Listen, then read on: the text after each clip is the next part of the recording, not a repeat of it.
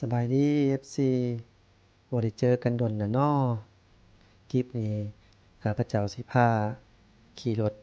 เลาะชมตัวเมืองเวียงจันทน์ในช่วงตอนเช้าๆเนาะเดี๋ยวข้าสิพาไปเบิ่งสวนเจ้าฟ้างุ่มและพระเจ้าฟ้างุ่มเนาะติดตามไปนำกันเด้อเนาะ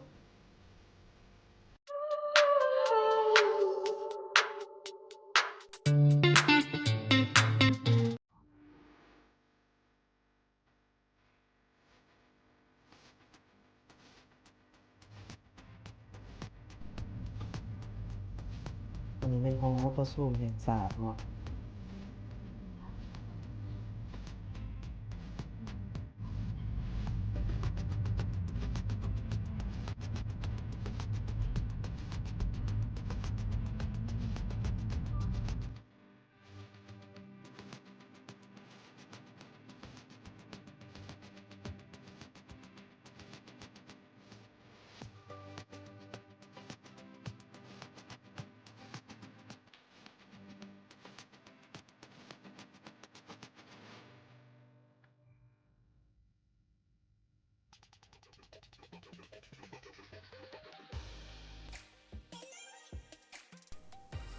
อันนี้มันยังเช้าหลาย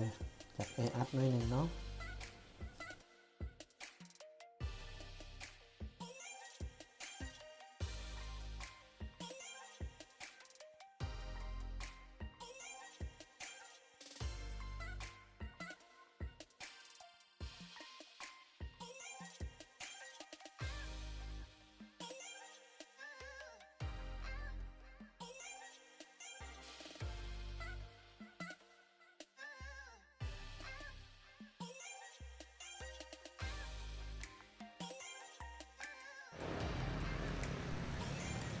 ฮอดแล้วเนาะ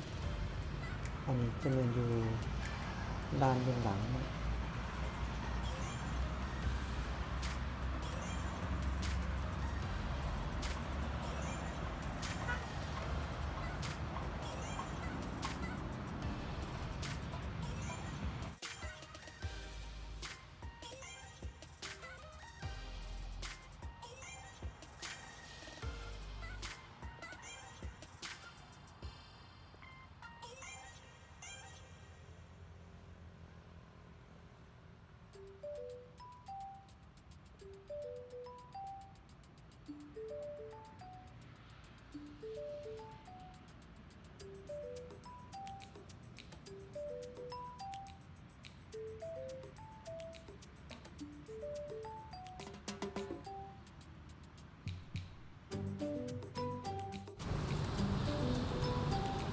สบายดีตอนเช้า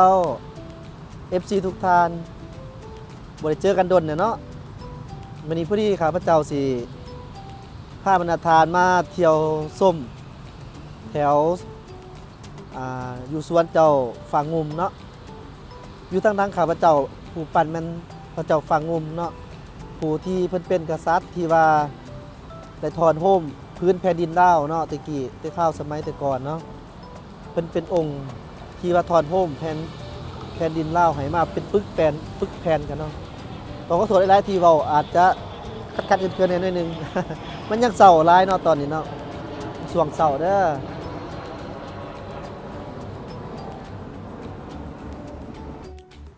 อันนี้เป็นบรรยากาศอยู่ที่สวนเจ้าฟ้างุ่มเนาะอันนี้แม่นรูปปั้นของเพิ่นตั้งอยู่ใจกลางเมืองเลยเนาะอยู่ใจกลางเมือง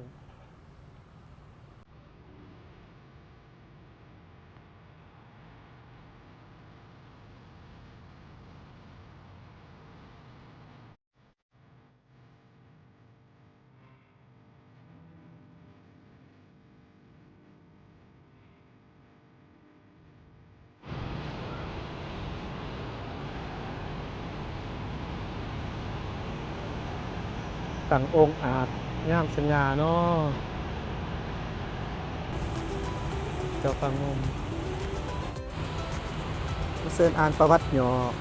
พระเจ้าฟ้างุ่มเนาะ พระเจ้าฟ้างุ่มหรือว่าพญาฟ้าลาธรณีศรีสัตนาคณาหุตเป็นกษัตริย์องค์ที่25แห่งราชวงศ์หลัดซาง คุณล่อองค์ที่1ขึ้นครองราชย์แต่คศ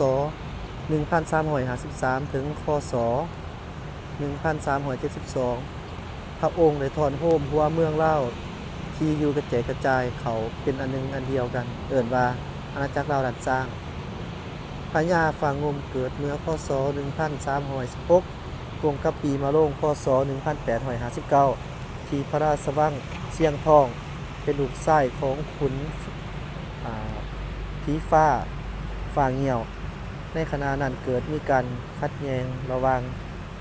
เสือพระวงศ์ด้วยกันเฮ็ดให้พระองค์ต้องสอกหาสองทาง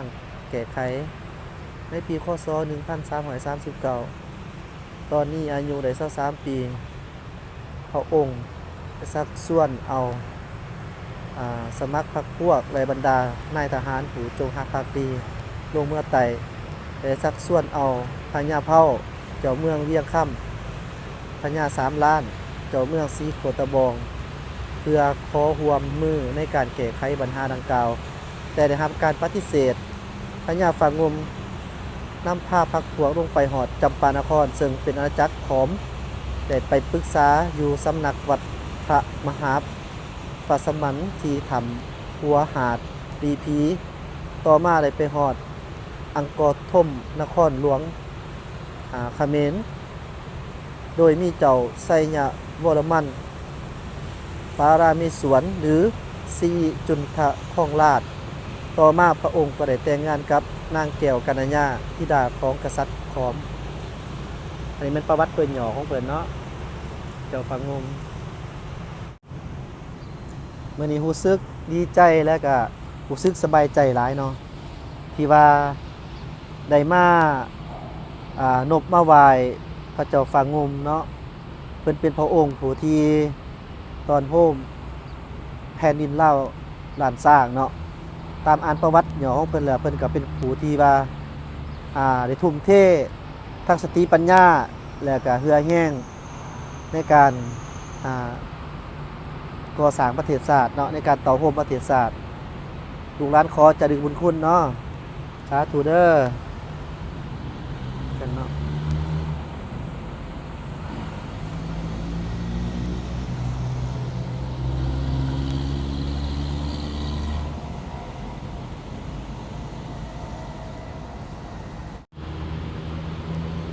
ส่วนของ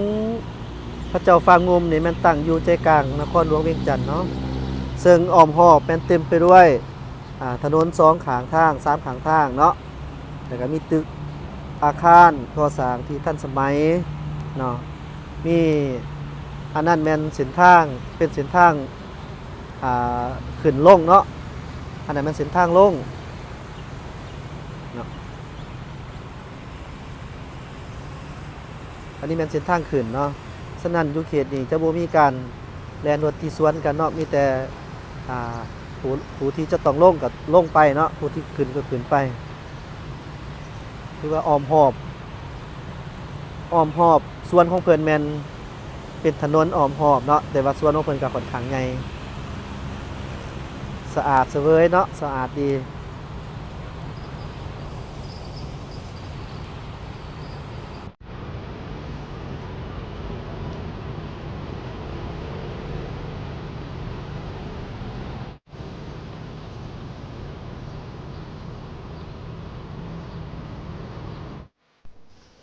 ขอบใจที่ตามรับเบิ่งรับชมจนจบเนาะ